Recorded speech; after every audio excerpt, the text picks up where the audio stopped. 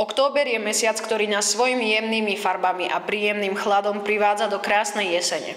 Zatiaľ, čo príroda sa pomaly pripravuje na zimný odpočinok, pre nás školákov je to čas nových príležitostí, vzdelávania a nezabudnutelných zážitkov.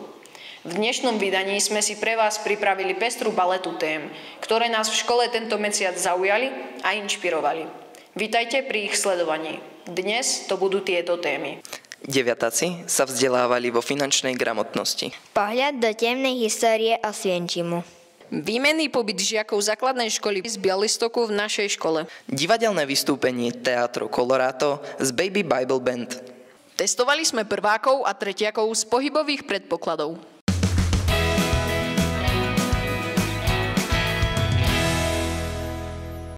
Aj tento rok sa naši deviatáci mali možnosť dokonaliť vo svojich finančných vedomostiach prostredníctvom interaktívnej hry Finančná sloboda. Získali nielen praktické poznatky o finančných produktoch a službách, ale aj možnosť vyskúšať si rôzne finančné rozhodnutia, ktoré ich môžu stretnúť v reálnom živote.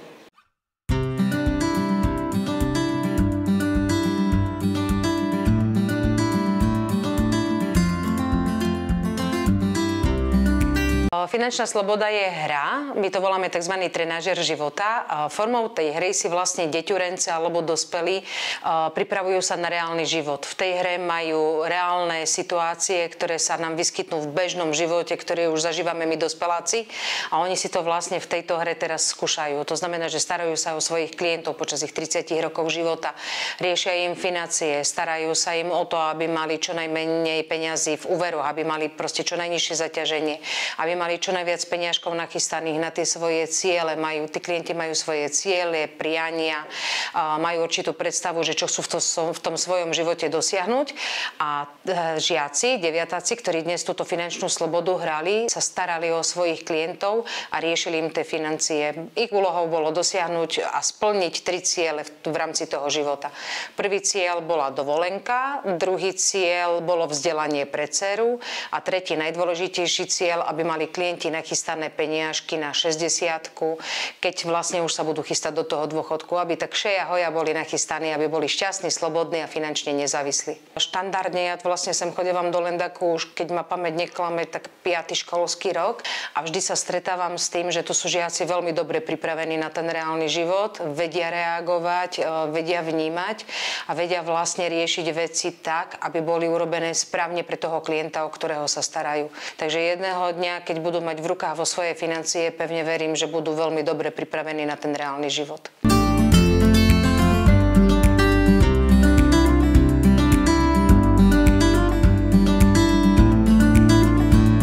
Hrali sme hru, pri ktorej sme sa naučili narábať s peniazmi, ako do niečoho investovať alebo ako ušetriť, a bola to hra, kde sme mali splniť cieľ našim klientom a tie cieľe sa nám podarilo dosiahnuť, čiže to bolo veľmi náučné a veľa sme si z toho odniesli.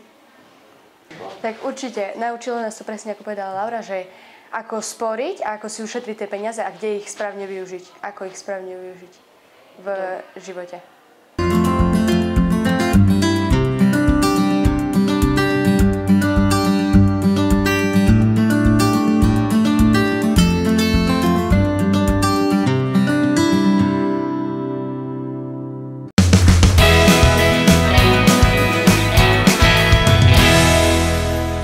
Naši deviatáci mali jedinečnú možnosť navštíviť jedno z najtemnejších miest histórie 20. storočia, koncentračný tábor Osvienčim v Poľsku. Táto exkurzia nebola len bežnou školskou výletnou akciou, ale aj silným emocionálnym zážitkom a dôležitou lekciou z histórie, ktorá v nich určite zanechala hlboké stopy.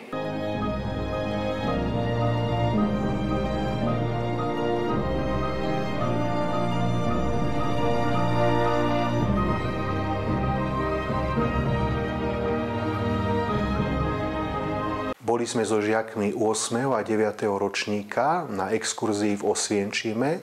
Navštívili sme 2 časti tohto koncentračného tábora.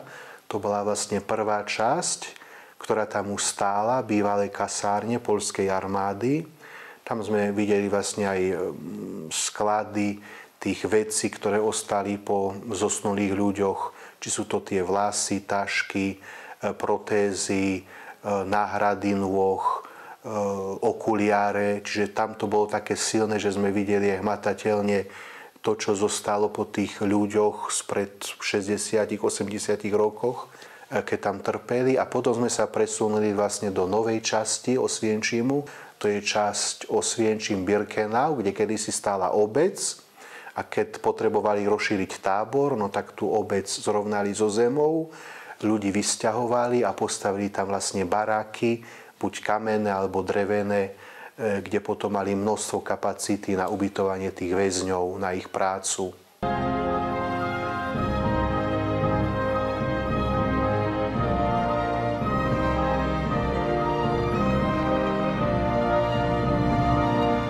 Tak veľa som počul o Osvienčime predtým, ale nikdy som nemal možnosť tam ísť osobne, preto som sa tešil. No a dojmy, poviem to tak, že na jednej strane bolo také pekné počasie, jesenné, jasné. Na druhej strane som videl tie smutné miesta, takže ma to tak presvedčilo, utvrdilo v tom, čo viem, alebo v čo verím, že v živote ľudí, v dejinách prídu aj ťažké chvíle, strašné veci, ale vždy príde aj nejaká úľava. Dá sa povedať, aj keď je to ťažké tak povedať, ale je to pravda, slúži nám na výstrahu, na ponaučenie, aby sme už nikdy neverili takýmto ideológiám, čiže ktoré hlásajú nenávisť voči nejakej rase, náboženstvu, inému národu. Takže keďže sme tam videli aj kvantum ľudí, tisícky ľudí, mladých, starých žiakov, tak si myslím, že je to silné svedectvo ešte na dlhé 10 ročia, aby si ľudia uvedomili vyhybať sa nenávisti k druhým, neuveriť takým, ktorí hovoria, že druhých treba nenávidieť, odstrkovať ich, odsúvať ich na druhú koľaj, dokonca zabíjať. Takže vo mne to zanechalo aj taký smútok, ale aj taký pocit, že to ich utrpenie malo nejaký zmysel, že nám môže dnes pomôcť.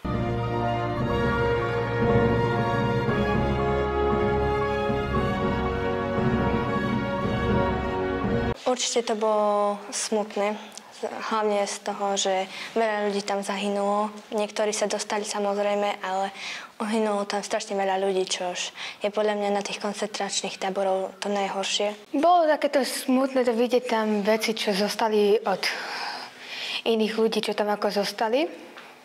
Všetky tie obrázky tých ľudí, čo tam boli, to ako všetky tie životy, čo sa stratili, to ako to neviem si ani predstaviť to ani teraz. Aby sme sa mali navzájom rádi, aby sme neodsudzovali ľudí, či už je to na základe kresťanstva alebo farby pleti, mali by sme sa mať všetci rádi a mali by sme sa rešpektovať navzájom.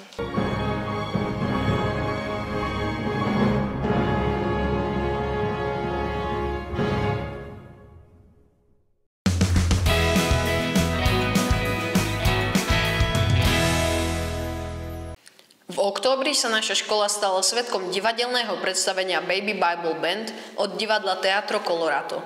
Táto hudobno-divadelná show pre deti bola plná skvelých pesničiek a dobrej nálady. Na počiatku stvoril Boh nebo a zem, svetlo a tmu, more a súšť. Potom dal vyrásť zo zeme rastlinám a strom. Tak prišli sme k vám zahrať predstavenie Baby Bible Band s divadlom Teatro Colorato. Bolo to vlastne hudobné predstavenie spojené s tancom, spevom, s rôznymi nástrojmi hudobnými, takže myslím si, že každý si tu dokázal nájsť to svoje, čo sa mu páči a príbeh je založený na biblických starozákonných príbehoch. A mnohí možno ste aj poznali tieto príbehy a tí, ktorí nepoznali, tak sa aspoň niečo dozvedeli nové a sme veľmi radi, že sme tu mohli byť, boli ste skvelí diváci a veríme, že prídeme aj s niečím ďalším na budúce.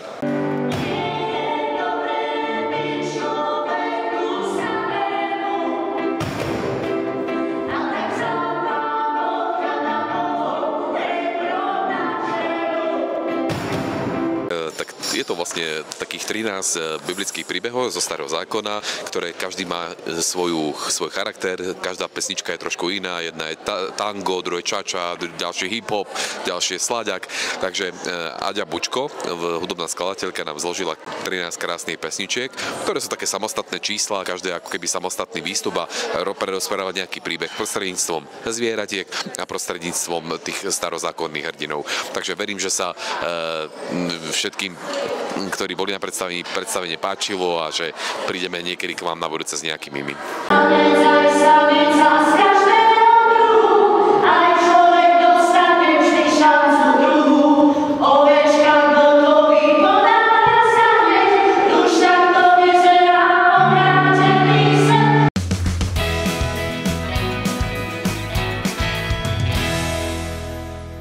V októbri naša škola privítala hostí z Poľska, konkrétne zo základnej školy z Bialystoku, v rámci výmenného pobytu žiakov. Táto medzinárodná spolupráca priniesla možnosť nielen spoznávať nové krajiny a kultúry, ale aj vytvárať priateľstvá a upevňovať vzťahy medzi našimi žiakmi.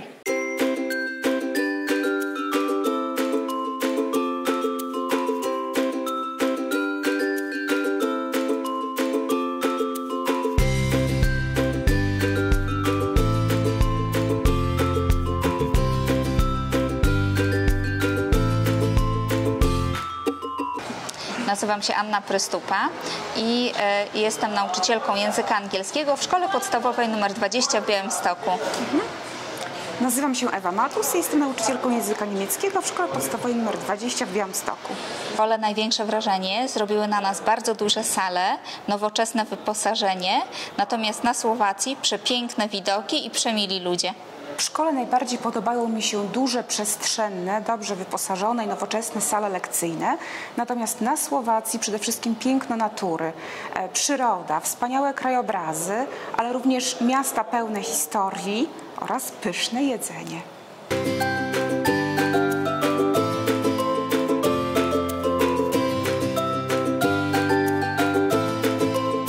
Najlepsze doświadczenie to wycieczka rowerowa. Była trudna, do tej pory odczuwamy efekty, ale mogliśmy zobaczyć przepiękną Słowację i spróbować takich sportów też, które tutaj są uprawiane, a na co dzień tak dużo nie jeździmy. Bardzo podobała mi się wędrówka po górach oraz dzisiejsza wycieczka i wędrówka w jaskini.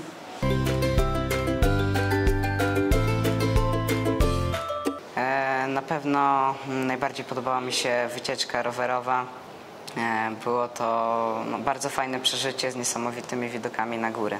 I moim najlepszym takim doświadczeniem, które tutaj było na Słowacji, było zwiedzanie szkoły oraz poznawanie tak jakby nowych ludzi, którzy też dostali się na tą wymianę, oraz wędrówka po górach i bardzo wam zazdroszczę, że macie takie widoki na co dzień.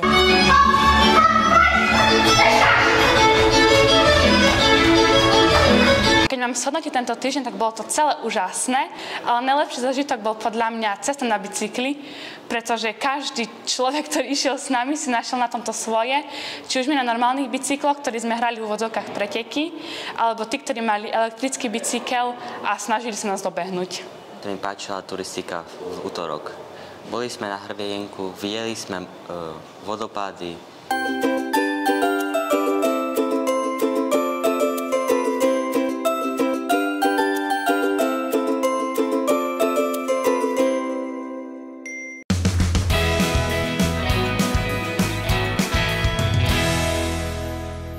Aj tento rok sme sa zapojili do Medzinárodného dňa školských knižníc, ktorý sa oficiálne pripomína od roku 1999 a každoročne sa oslavuje 4. októbrový pondelok. Tento projekt má za cieľ pozdvihnúť význam školských knižníc a ich úlohu pri vzdelávaní detí. Preto sme sa rozhodli zapojiť do aktivít, ktoré tento deň obohatia. Poďme na to, tak si čítaj, poďme na to spolu, poďme na to, tak si čítaj, ty to vieš. Tento rok sme v rámci oslav školských knižníc putovali svetom detských kníh. Inšpiráciou a samotnou predlohou sa nám stala kniha od súčasného slovenského autora Igora Váleka Dobrodružstva červeného čipa alebo Kolotoč s Dobšinským. Aj žiaci zažili kolotoč slovenských autorov. Ocitli sa v ich príbehoch, stretli knižných hrdinov. Dostali sa na návštevu k Milanovi Rúfusovi, zbierali poklady s Antonom Marecom, ocitli sa v redakcii Slniečko s Máriou Razusovou Martákovou, prešli históriou Veľkej Moravy s Jozefom Cígerom Hronským a zavítali aj k Márii Ďuríčkovej. Veľkým bonusom bola beseda so samotným autorom knižnej predlohy, Igorom Válekom. Beseda sa niesla v duchu dobrej nálady a v pokojnej atmosfére. Žiaci mali množstvo otázok, na ktoré im pán Válek s radosťou odpovedal. Veríme, že sme zábavnými formami práce s knihou podporili u žiakov dobrý a trvalý vzťah ku knihe, k čítaniu a poznávaniu nového a tým naplnili hlavný cieľ projektového vyučovania. Zatajím dých, zrazu lietam a som superhrdinom. Každá stránka zoberie ťa za tvojim najtajnejším snom. Že bolo to dobré, bol tu spisovateľ Igor Válek. V tejto triede sme robili testovanie čerstvosti vajíčok. V ostatných triedach sme sa naučili o spisovateľovi, ktorý prevažne väčšinu svojho života strávil akože v horách, že chodil po horách a my sme plnili stanovište a tým sme dostávali také poklady. Sme písali, že ako by mohla vyzerať strana časopisu. Ja si myslím, že ide hlavne o to, aby nás niečo nové naučili a aby sme rádi chodili do tej školy.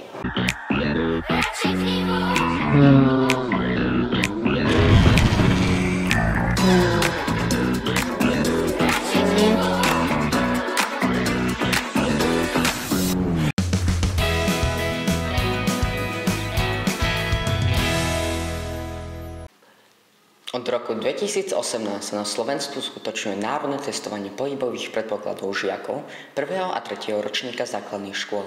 Hlavným cieľom tohto testovania nie je len zhromaždenie číselných dát, ale predovšetkým podpora zdravého životného štýlu a motivácia detí k športovaniu.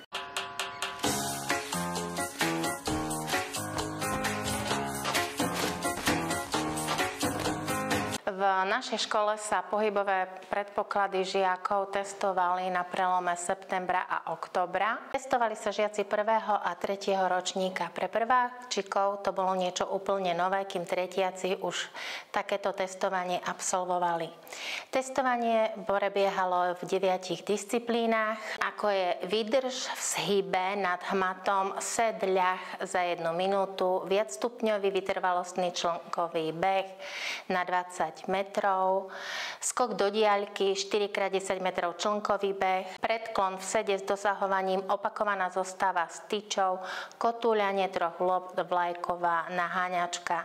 Žiaci získajú osvedčenie, ktoré obsahuje odporúčanie vhodných športov, respektíve športových disciplín pre žiaka na základe dosiahnutých výsledkov.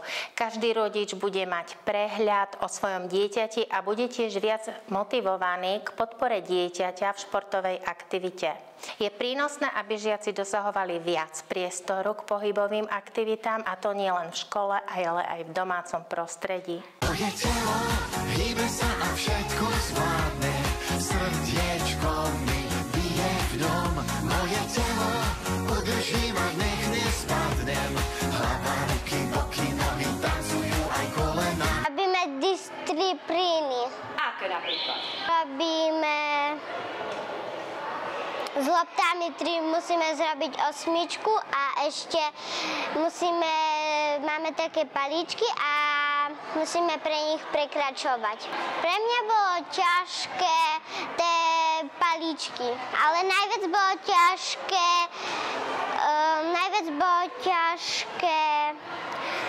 tá tyčka a museli sme ako najviac tam vydržať, ale pre každého to bolo predsa ťažké. Mám 2 nohy, čo ma odnesú tam, kde moji kamaráti sú.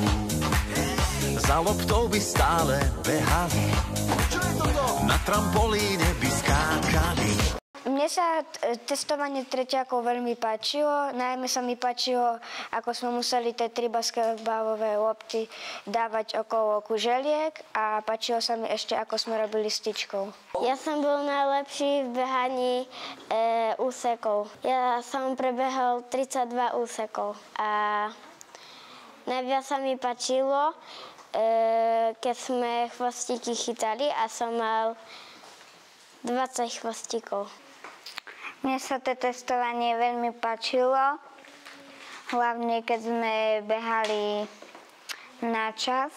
Najťažšou disciplínou pre mňa bolo asi 3 lopty, ako sme museli cez kužele. Srdce mi bije ako zvon, vždy keď idem von. Keď mám radosť, nohami skáčem až po plafón. Ja vám uši počujú, keď hudba hrá. Mám ruky hore, ústa spievajú si tralala.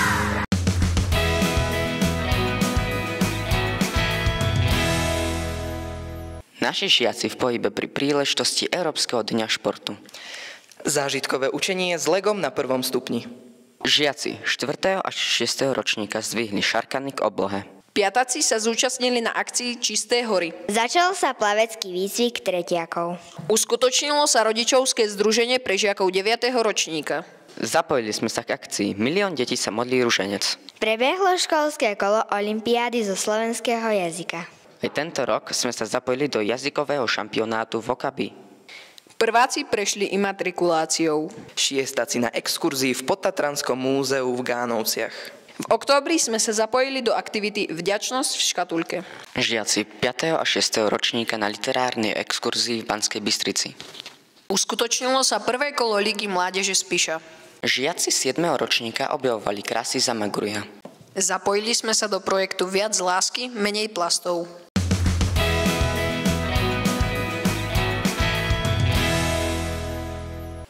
Mesiac október je úspešne za nami.